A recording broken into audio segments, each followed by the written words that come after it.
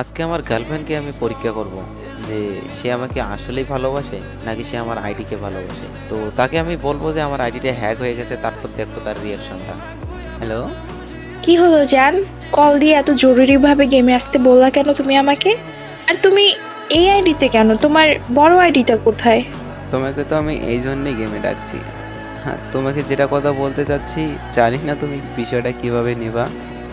আর আমার বড় আইডির কথা বলতেছো না তুমি? হ্যাঁ, আইডিটার কি হয়েছে? ওই আইডিতে আসো যাও। ওই আইডিতে তো জান আসতে পারবো না, কারণ ওই আইডিটা তো আমার হ্যাক হয়ে গেছে। বলো কি, কিভাবে হ্যাক হইলো এটা? আমি নিজেও বুঝতেছি না যে কিভাবে হ্যাক হয়ে গেল। আমি যখন সকালবেলা ঘুম থেকে উঠলাম, উঠে যখন গেমে ঢুকলাম, দেখি যে আমার আইডি লগ আউট মারা। তো তুমি আইডিটা ব্যাক আনার চেষ্টা করছো না কেন? আমি অনেকক্ষণ ধরে ট্রাই করতেছি, কিন্তু কোনোভাবেই কোনো কাজ করতে পারতেছি না। তো এলাকার এক বড় ভাইকে আমি জিজ্ঞাসা করলাম যে এরকম আমার আইডিটা হ্যাক করে নিছে। তো ওই ভাইয়া বলল যে আমাকে দাও, আমি দেখতেছি। পরে তারে বললাম, সব কিছু সে দেখলো। দেখার পর বলতাছে যে তুমি চিন্তা করো না, তোমার আইডি ব্যাক এনে দেবো। তো তার জন্য কিছু দিতে হইব। সে কি চাইছে? কি দিতে হবে?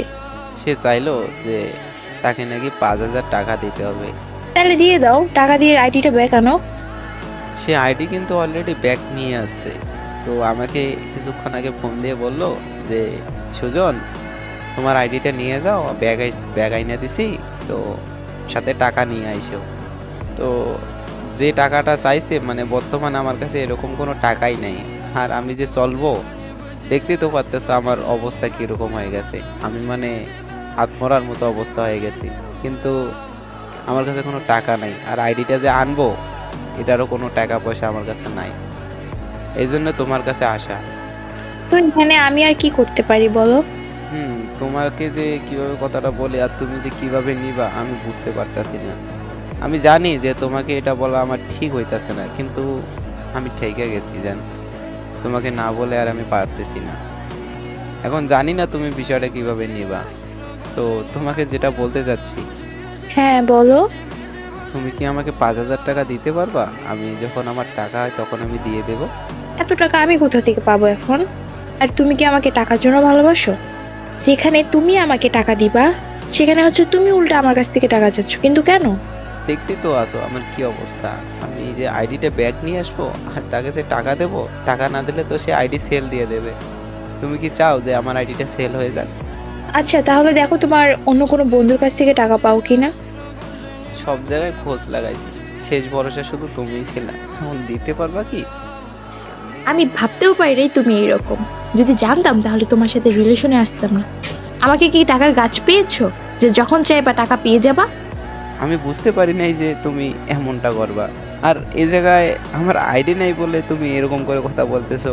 আমি তো জাস্ট তোমার কাছে 5,000 টাকাই চাইছি, পরে তো আবার দিতে চাইছি না। তুমি এমন করতেছো কেন? তো কেমন করবে?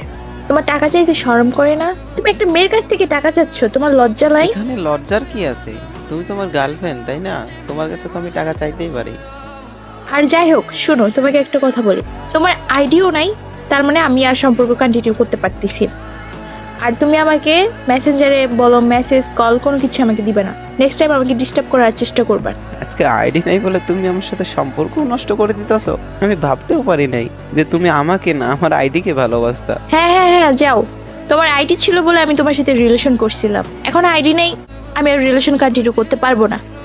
ব্রেকআপ। আর হ্যাঁ, তোমাকে আমি আনফ্রেন্ড করে দিলাম, আর নেক্সট টাইম আমাকে কল মেসেজ দেওয়ার চেষ্টা করবে না। সব জায়গা থেকে তোমাকে আমি ব্লক করে দিব। ভালো থাকো। আজকে আইডি নেই বলে তুমিও চলে গেলা।